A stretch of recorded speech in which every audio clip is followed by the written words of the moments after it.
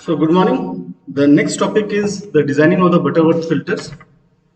Okay, which falls under the category of IIR filters. There are other types of filters also like Chebyshev filters and other things are also there. But I will not be going into the details due to the shortage of time. Okay, so due to that reason, we'll just concentrate on the Butterworth filter numericals. So it has been given that design a low pass filter having an order of 2, cutoff frequency we are expected to keep at 1 kilohertz, and sampling frequency it is 10,000 hertz. So normalized frequency it is given by capital FC by Fs. uh, okay, capital FC by Fs. So it comes out to be 0.1 cycles per samples. From here omega c it is equal to 2 pi Fc, so it comes out to be 0.2 pi radians per sample. So this is the digital frequency, but we need analog frequency. So here if you see over here we have given use bilinear transform method. Okay, use bilinear transform method. So in the bilinear transform method, the equation to determine the analog frequency is omega c equals to 2 by t tan of omega c by 2. Now capital T it is nothing but 1 by Fs, which is 1 by 10,000. So you put it over here. So we get the value of omega c. Okay.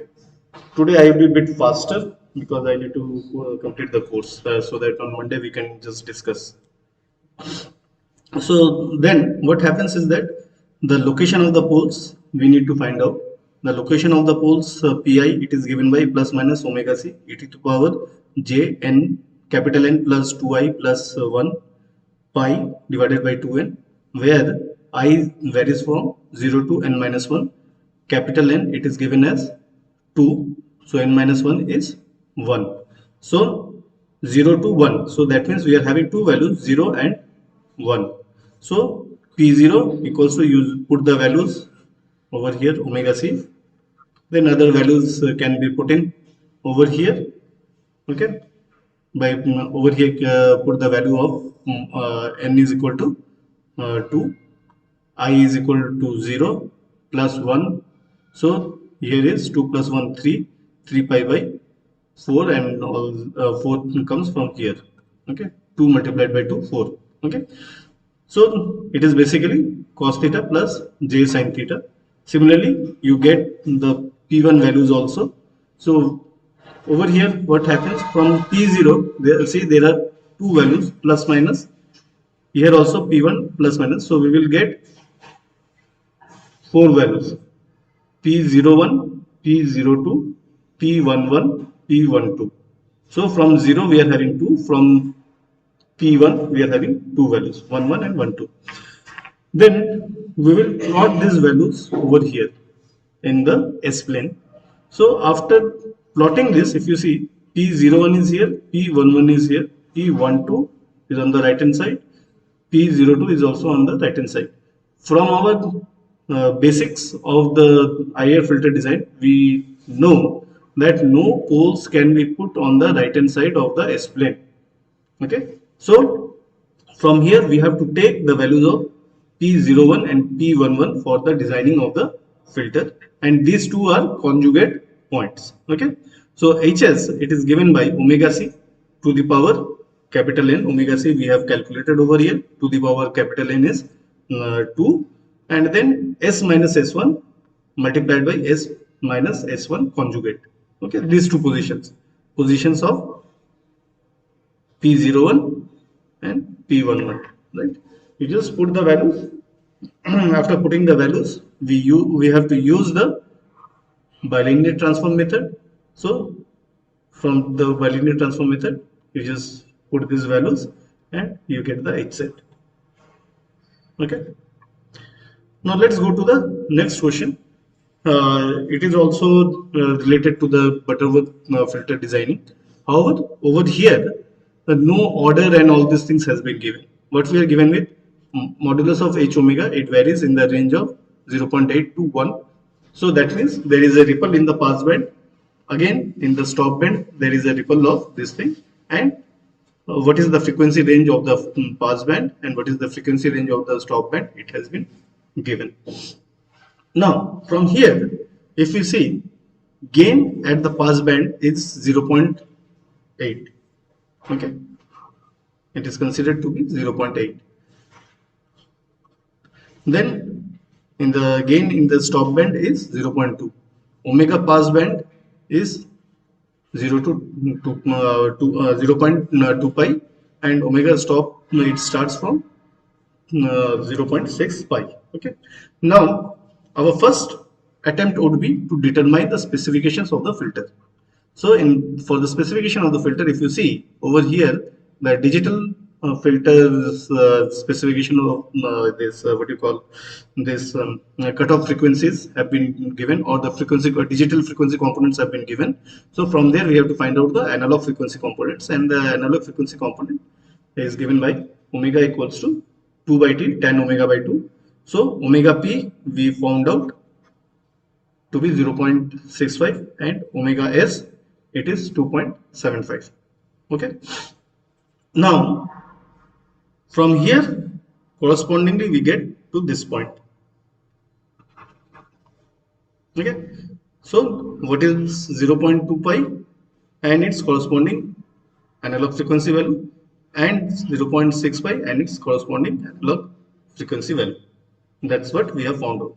Then next thing is that in our last example we have seen that we need uh, this the order of the filter.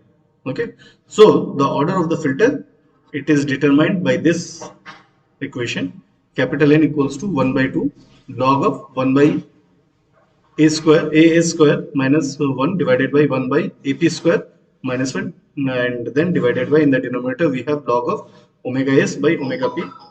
Once we put in the values over here, we get a value of 1.3. Okay, now 1.3, either we can take the floor value or the ceiling value, but we are talking about the order of the filter, we always have to take the ceiling value. Okay, so the ceiling value would be the next higher level, so that is 2. So even if it is say 1.01, then also it would have been 2. We have to take the ceiling value, next value. Okay, so we got the order of the filter as 2. Now determine omega c. Omega cutoff, it is given by omega p divided by 1 by a square minus 1 to the power half n. So by putting the values over here, we get 0.75. So all the required formulas, components like capital N and omega c have now been computed over here. Now the rest of the process, it remains the same. Okay, just like in the previous example. Now coming to the frequency transformation method. So frequency transformation method, what it says is that we can design the filter from an already existing filter, and that's what I have been discussing with you since we started the IIR filter. If we are having an analog filter, from the analog filter, what we can do, we can design the IIR filter, digital filter, at a very in a very easier way. Okay, now there are two ways for doing the frequency transformation. The first one is we perform the frequency transformation in the analog domain, so which is regarded as the analog frequency domain, frequency transformation. And the second is the frequency transformation can be done in the digital frequency domain. So in the first case, what we have, hs will be transformed to h dash s, another analog frequency domain transfer function will be created, and then from there we will apply the various IIR filter designing method to get h of z, capital H of z. Okay, in the second case, what we are having, we have hs, it will be directly converted to hz, or you can say h dash z in an intermediary this thing, and then we will apply the frequency transformation. So here the frequency transformation was applied here, and in the second case the frequency transformation has been applied at the second stage. Okay, so we can go for either of the two techniques. Okay, so what are the transformations, or what do you mean by transformation? We mean that there would be a frequency shifting. Okay, so what are the shifting? In all the cases, if you see, the low pass filters are being designed and then they are being converted to another type of filter. It may be a low pass filter of different specification, or band pass filter, or high pass filter, or band stop filter. Why we are starting with the low pass filter? Because it is easier to design a low pass filter. Okay, so if you see this low pass filter frequency transformation, we basically get minus of omega c to omega c as the pass band, and designing of the low pass filter, it is quite easier. Okay, now once you are done with this, if you want to try to get to the band pass filter or the high pass filter or the band stop filter, we can apply various transformation method to change this frequency pass band frequency characteristics. Okay. So in the analog frequency transformation, we have low pass filter to low pass filter transformation, where S is being replaced with omega p divided by omega dash p multiplied by S, where omega p is the edge frequency of the available filter, that is the cutoff frequency, and omega dash p, it is nothing but the edge frequency of the filter to be designed. Suppose I have given you a filter whose cutoff frequency is 1 Hertz. So omega p, it will be 1 Hertz, and omega dash p, suppose I have asked you to convert this 1 Hertz low pass filter to a 10 Hertz low pass filter, having a cutoff frequency of 10 Hertz. Then we will apply 1 by 10 multiplied by S as the frequency transformation, and whatever the transform you will be getting, basically S will be replaced with this function, that is 1 by 10 into S. Okay, S will be replaced with this value, and we will be good to go. Okay, similarly, low pass filter to high pass filter, over here we have S is being transformed to omega p multiplied by omega dash p divided by S.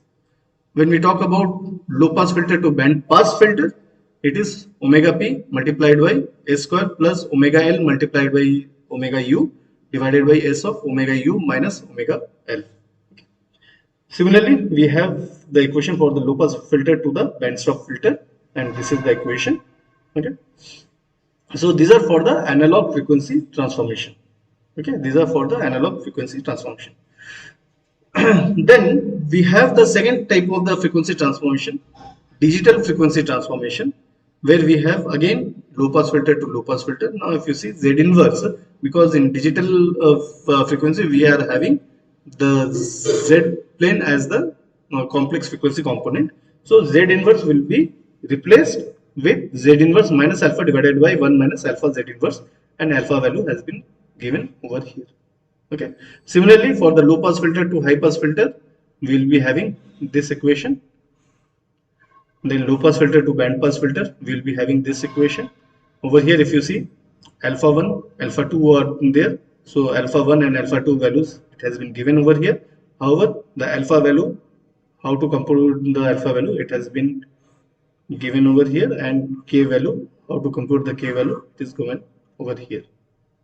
Okay, so you have to just memorize these things, and you have to look into this. Okay, now then we have this low pass filter to band stop filter. So again we have this Z inverse will be replaced with this function. Then alpha 1 alpha 2 values are there, and alpha and k values are also given over here. Then the next method of filter designing is given by this approximation of the derivatives. There are two types of approximation of the derivatives. Uh, what are derivatives? Derivatives are basically dy by dx. Okay, so suppose when dx x values you are having 0, 1, 2, 3, so on it is going on, and then you are having say 1, 3, 5, 2, something like this. Okay, 1 maybe, so 1 minus 0 dx it can be there, so dx is 1 minus 0 and 3 minus 1. Okay, so this becomes the dy by dx. Another dy by dx, it may be 1 minus 2 and 3 minus 5. It can also be there. So the usual method where we have yn minus of y of n minus 1, that means 1 minus 0 in the x-axis dx. So when we compute as the yn, suppose I take this as the yn minus of y of n minus 1 divided by the capital T, then this is called backward differentiation method. Okay. On the other hand, when we take yn minus y of n plus 1 values to divided by the dx values, the same thing, the dx value would be the same because it would be the capital T. So when we take the next value, then it is called the forward differentiation method. Both will be acting as the derivatives, but one would be regarded as the backward differentiation method, and the another one is the forward differentiation method or derivative method. Okay. Now, among these two, the backward difference derivative method, it is being commonly used for the filter designing. Why? Because if you see, we are dealing with a component y of n minus 1, that is the previous input, no, previous output, sorry. So we are having z inverse. So there is a delay component. If you use the factor y of n plus 1, then you are dealing with a future output values. So it is not possible to design such kind of filter. Not possible, it is incorrect. There are some adaptive method where we can what do you call, we can find out the estimation of the future output values, but we are not going into that. It is not under our course. So under conventional signal processing technique, due to this reason, the backward difference derivative method is commonly used. Okay, so hence we get this filter designing by approximation of the derivatives by backward difference derivative method, and this is the transfer function hz equals to 1 minus z inverse by capital T. So herein s will be transferred to 1 minus z inverse divided by capital T. Now here we get convert an analog band pass filter to a digital filter hs, and this thing t equals to 0.1 second by backward difference derivative method. You just have to put in this value over here, okay, and you will be getting the digital filter. Okay.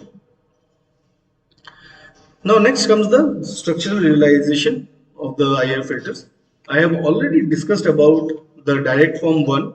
Direct form 1 is nothing but whatever the equation you are getting, you just put these equations into a logical flow. And we have already discussed about this one, right?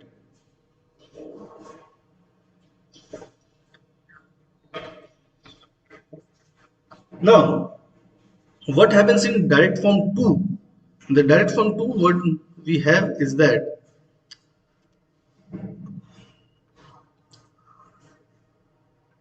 in the direct form 1, basically if you see, there are two subsystems. Okay, say subsystem 1 and subsystem 2. In the direct form 2, what it has been done, see, S2 has been moved in front than the S1. So S2 followed by S1. Now here if you see, we could have joined these adders because everything is getting added up.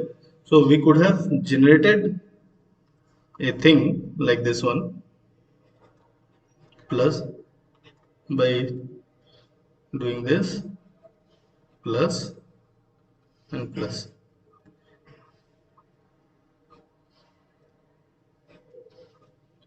So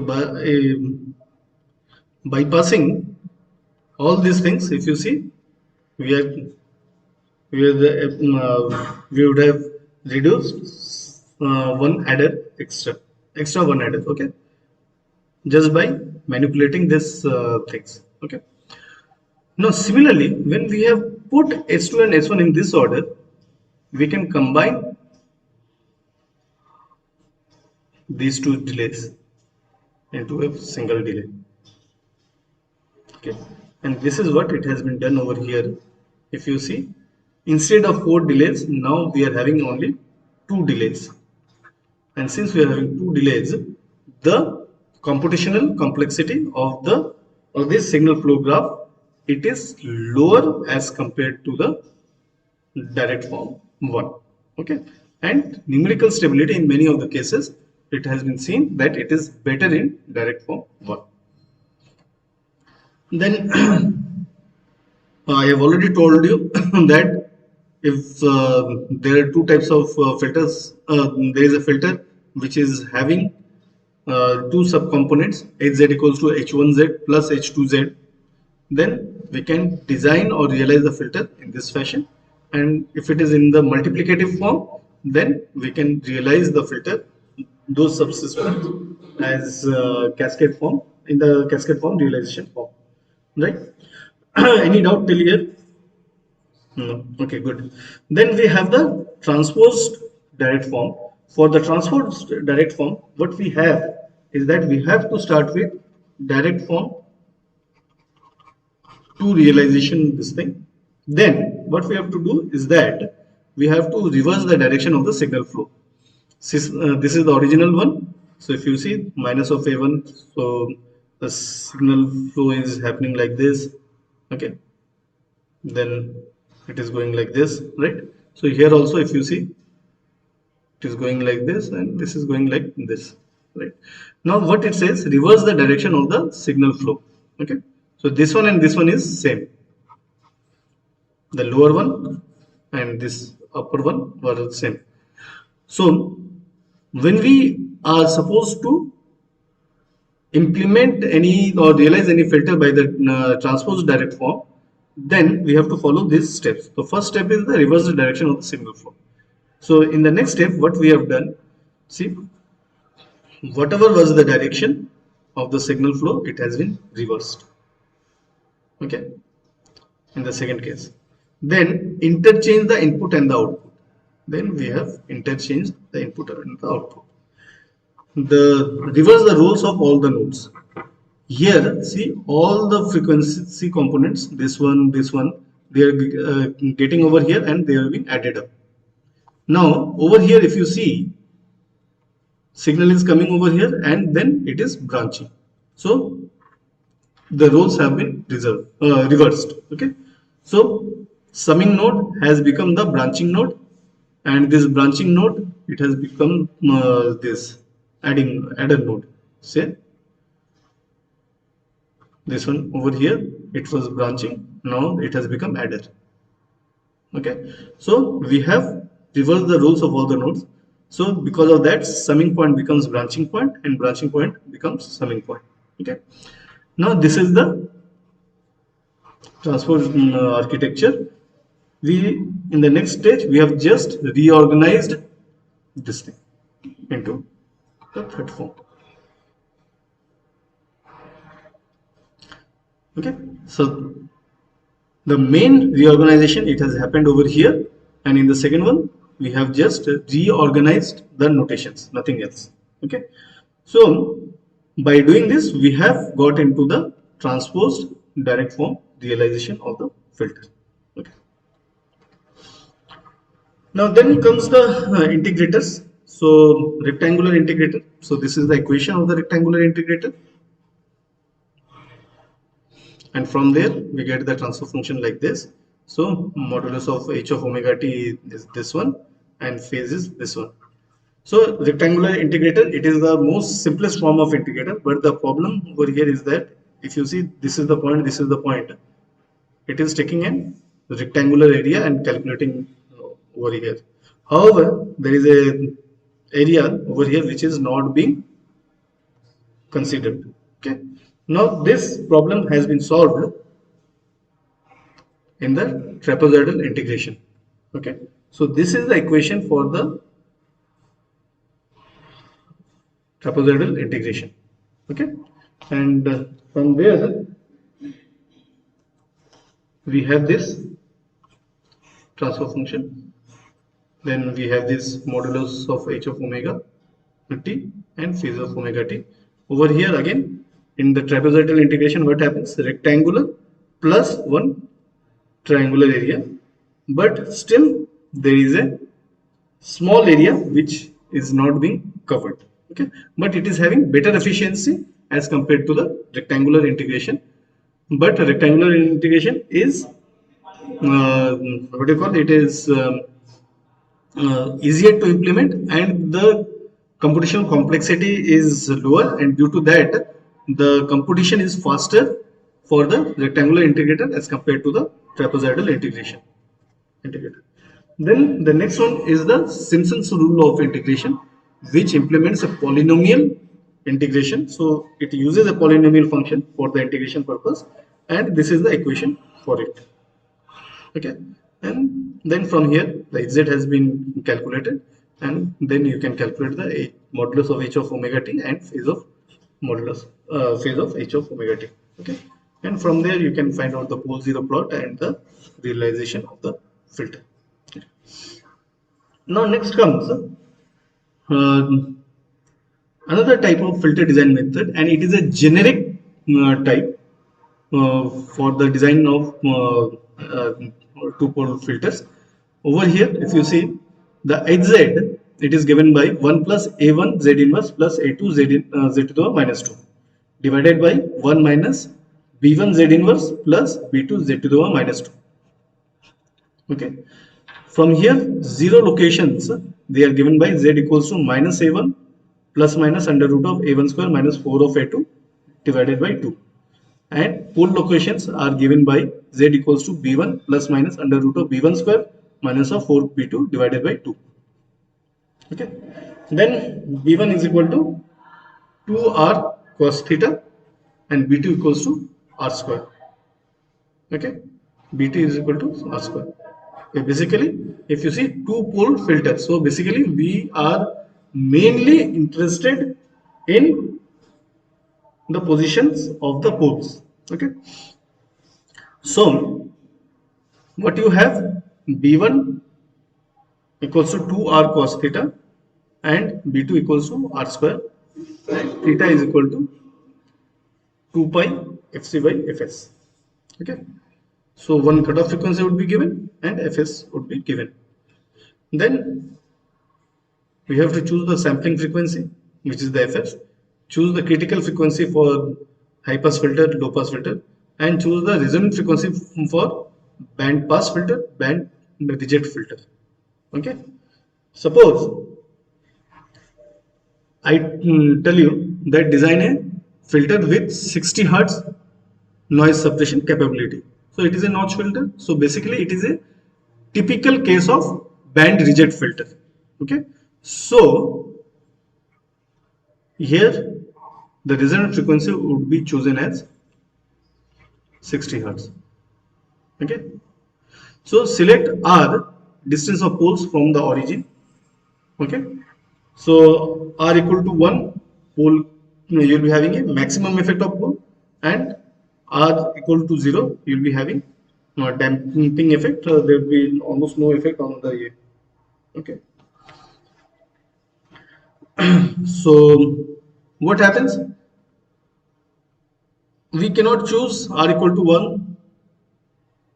Okay, so please be reminded, if any questions comes, then you can take r equals to 0.9.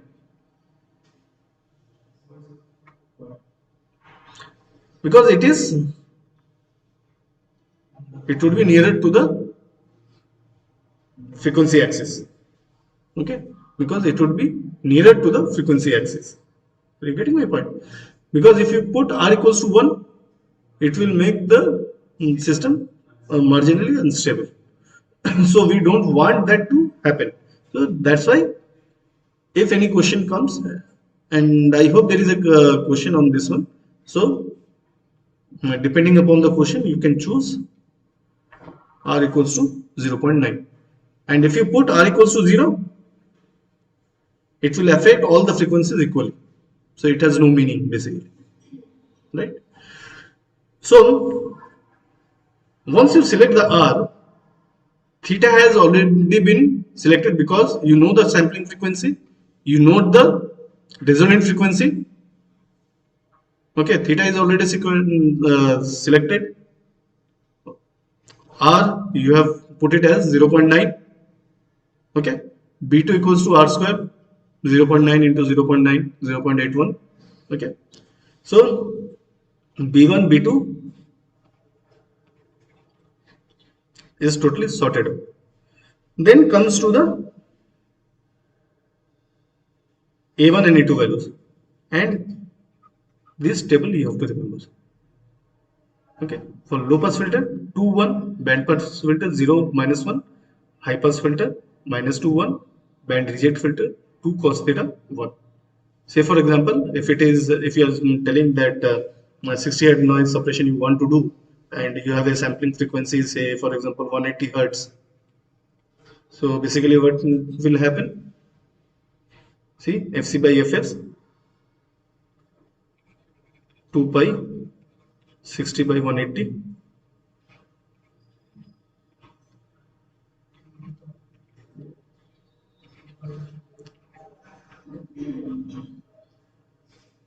Right?